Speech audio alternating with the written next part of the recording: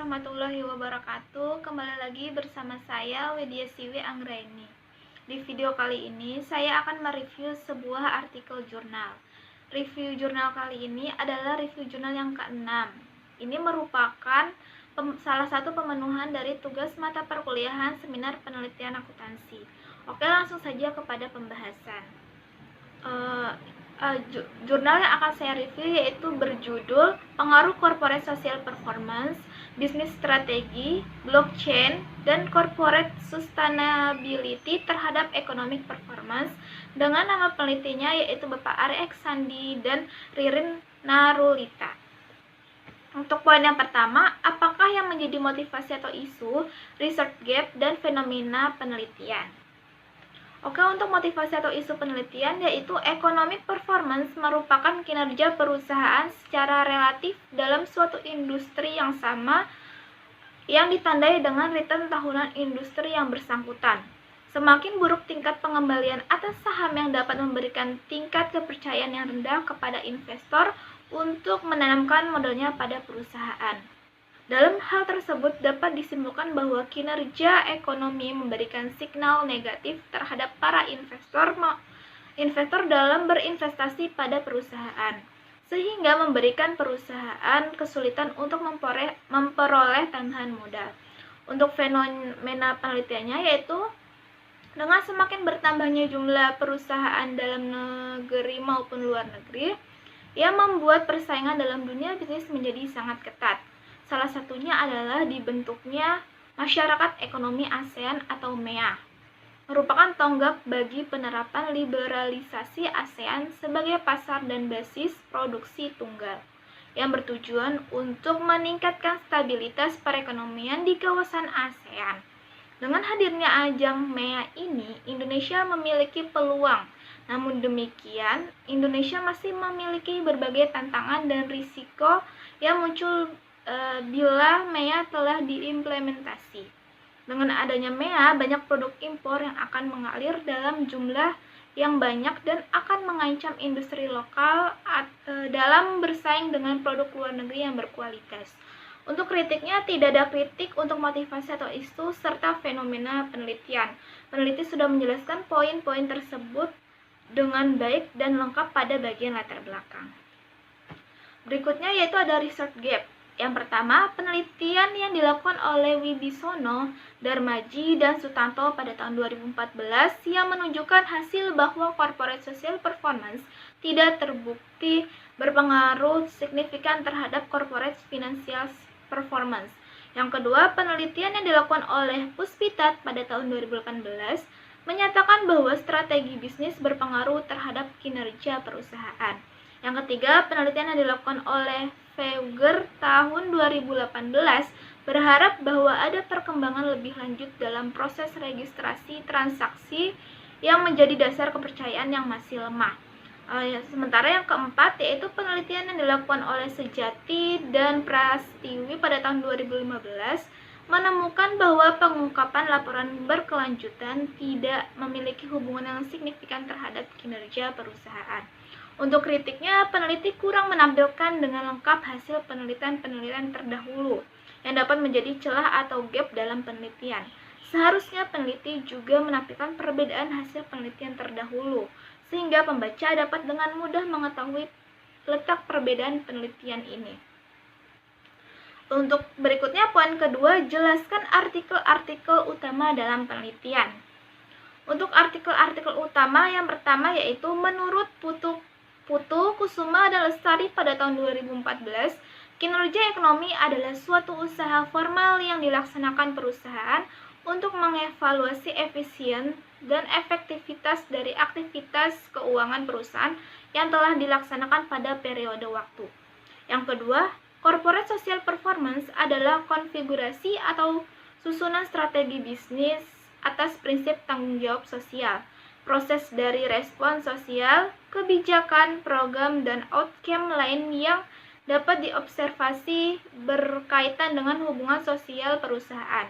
Ini menurut Wood pada tahun 1991. Yang ketiga, strategi bisnis merupakan strategi bisnis atau rencana yang menyeluruh dalam rangka pencapaian tujuan perusahaan. Bagi perusahaan, strategi diperlukan tidak hanya untuk memperoleh profit, tetapi juga untuk mempertahankan kelangsungan hidup perusahaan di masa yang akan datang.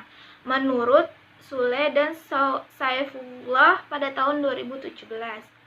Berikutnya yang keempat yaitu blockchain adalah DBMS atau Database Management System.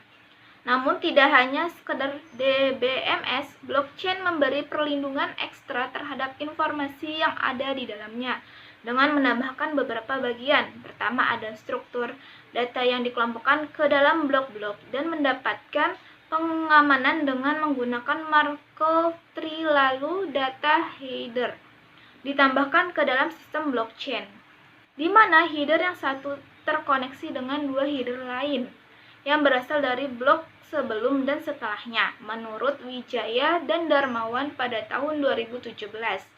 Untuk yang kelima, definisi corporate sustainability berdasarkan International Institute of Sustainable Development, Deloitte dan Touch pada tahun 1992, yaitu mengadopsi strategi dan aktivitas bisnis yang memenuhi kebutuhan perusahaan dan para pemangku kepentingan.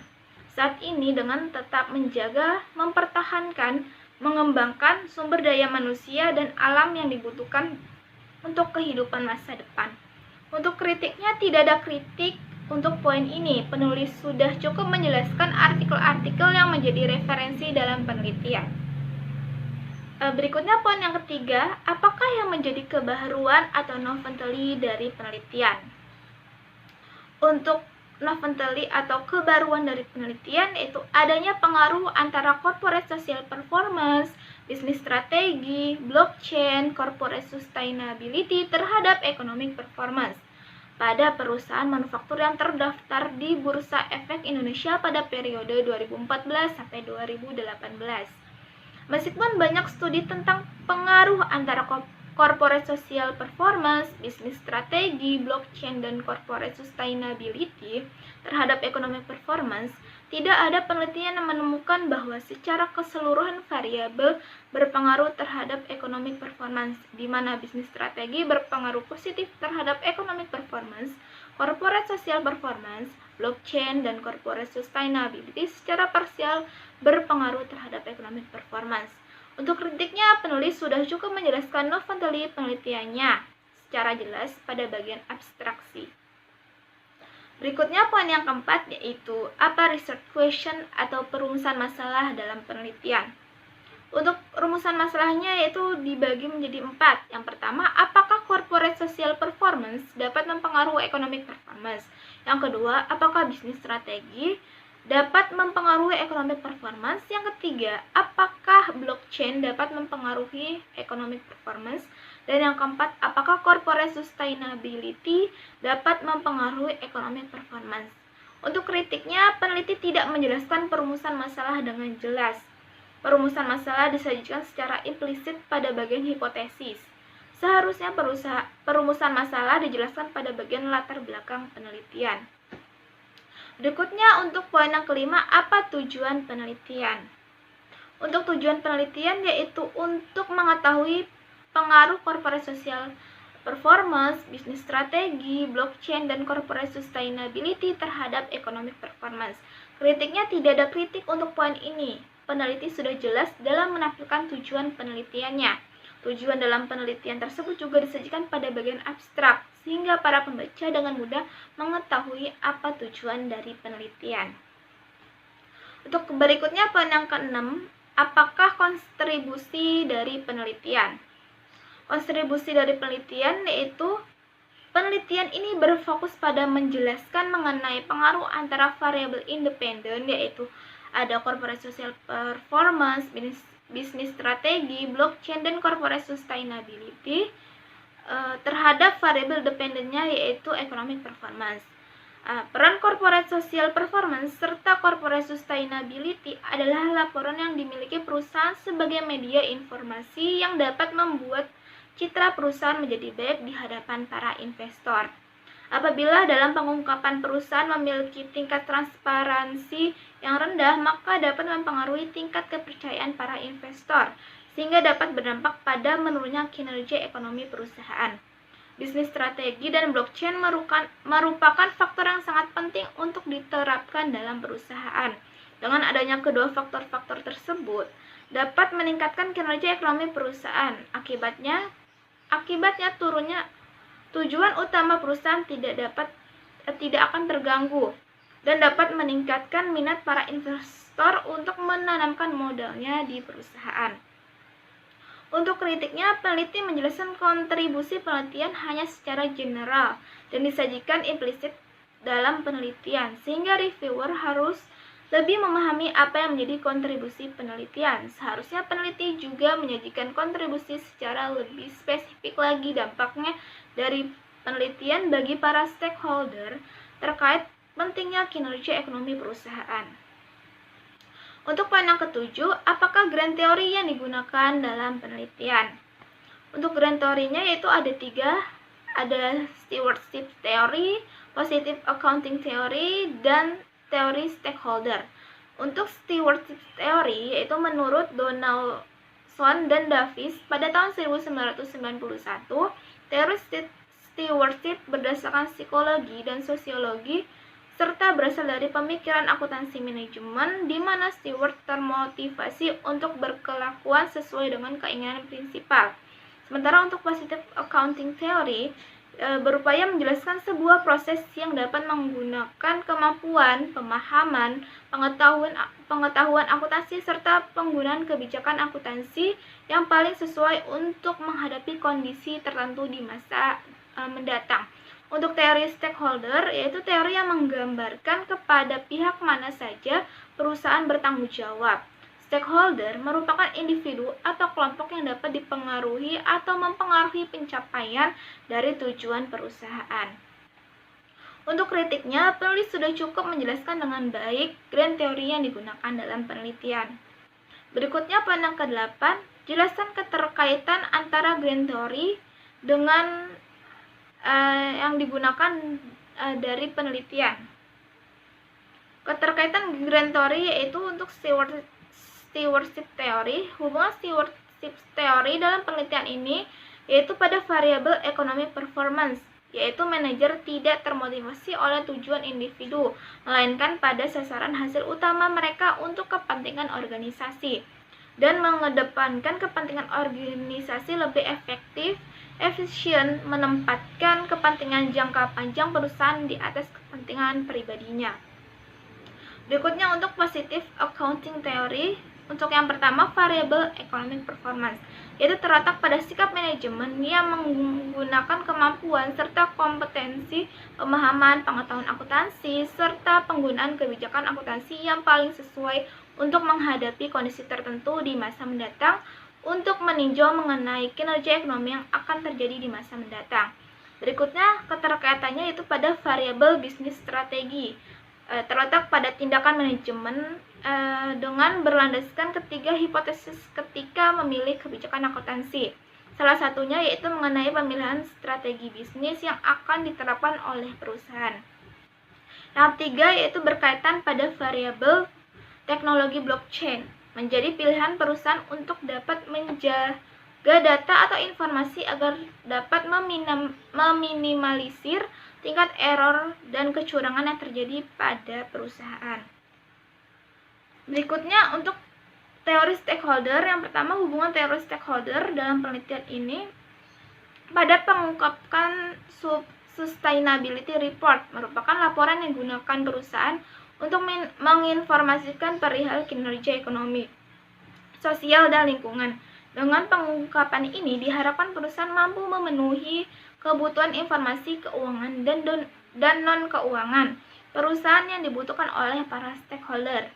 Yang kedua yaitu hubungannya dengan corporate social performance, dan penerapan corporate social performance dapat menjadi strategi perusahaan untuk memenuhi kepentingan dari para stakeholder akan informasi non-keuangan perusahaan terkait dengan dampak sosial dan lingkungan yang timbul dari adanya aktivitas perusahaan.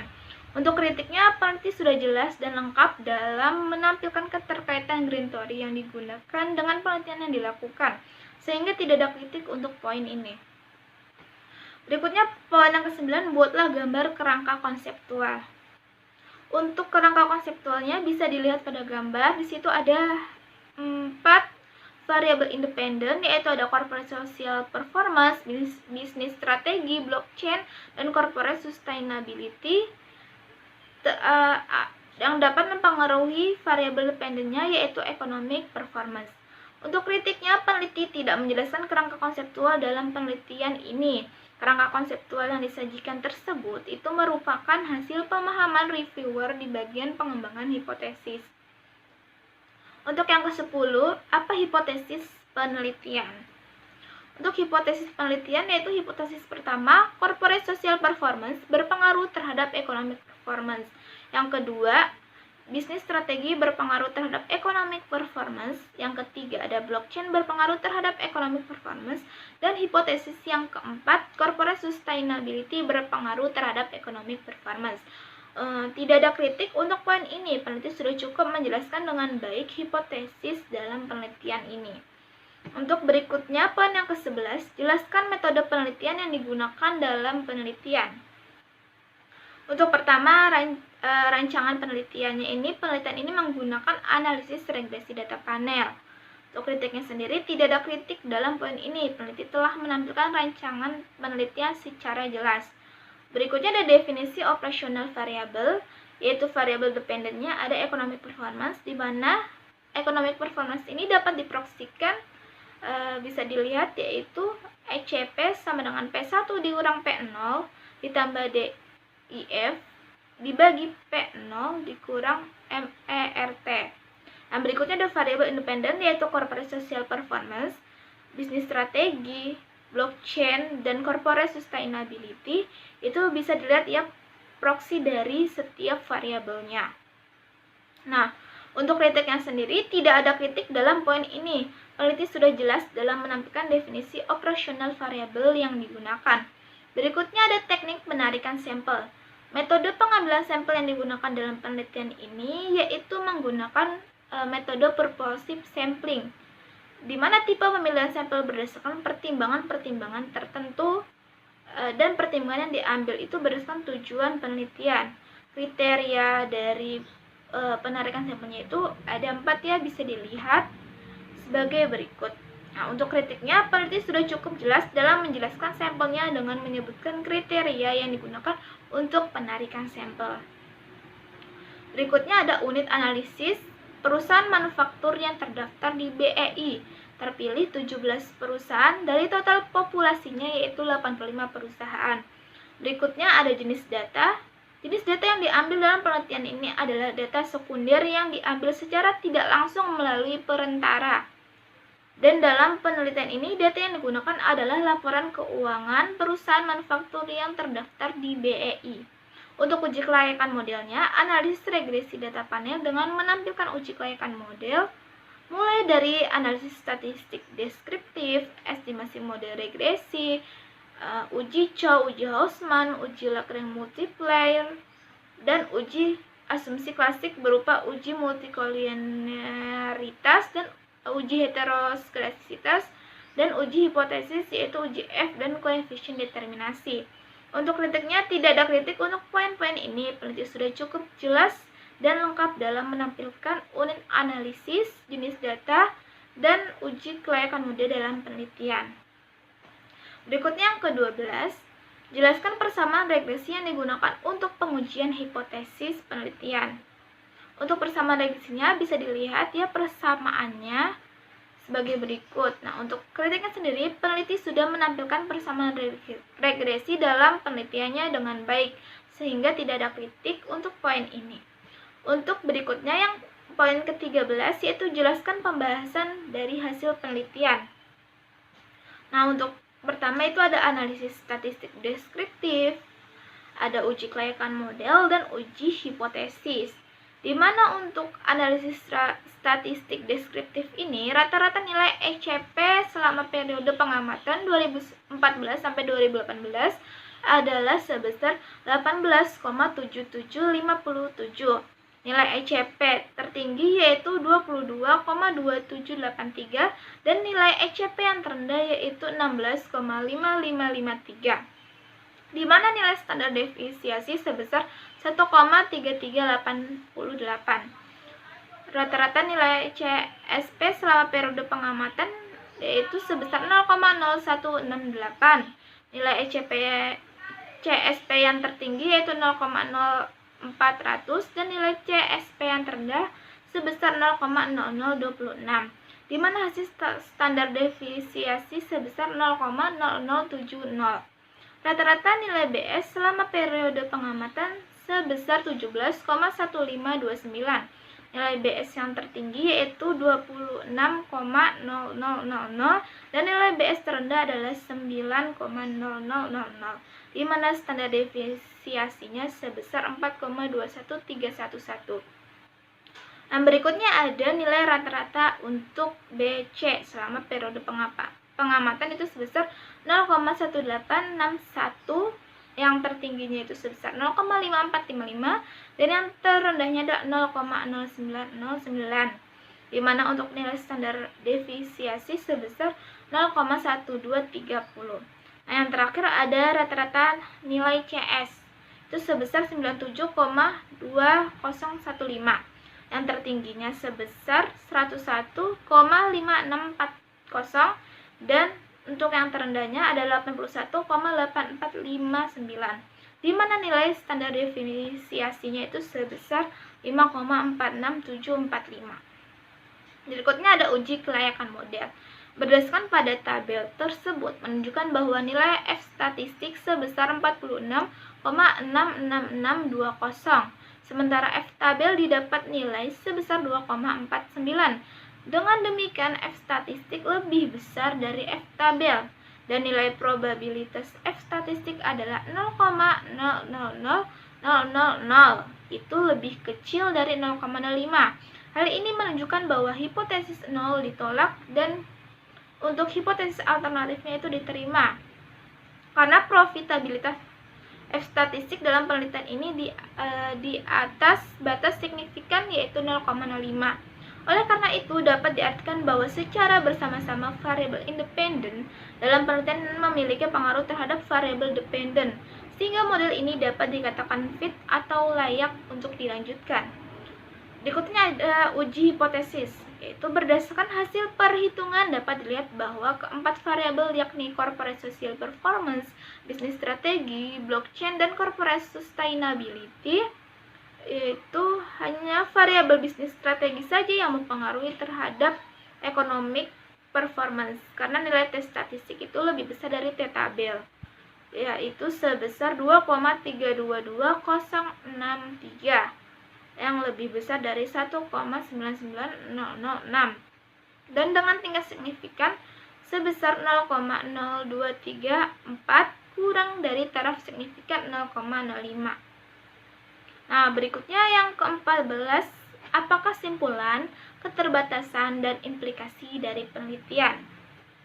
Untuk kesimpulannya yaitu yang pertama, variabel corporate social performance dalam penelitian tidak memiliki pengaruh terhadap economic performance. Dengan demikian, hipotesis 1 dalam penelitian ditolak. Yang berikutnya, variabel bisnis strategi dalam penelitian ini memiliki pengaruh terhadap economic performance, di mana hipotesis 2 dalam penelitian ini diterima. Untuk variabel blockchain dalam penelitian ini tidak memiliki pengaruh terhadap economic performance. Dengan demikian, hipotesis ketiga dalam penelitian itu juga ditolak. Sementara untuk corporate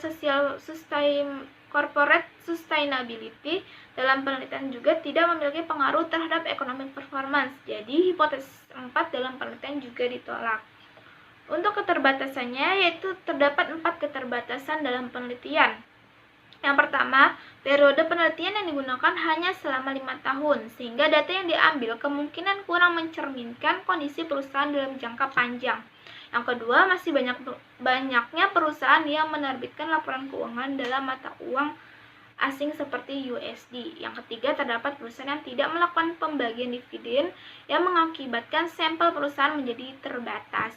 Dan yang keempat, variabel yang digunakan masih terbatas pada variabel independen, yaitu corporate social performance, bisnis strategi, blockchain, dan corporate sustainability, dan variabel dependennya yaitu economic performance dengan masing-masing variabel hanya satu proksi.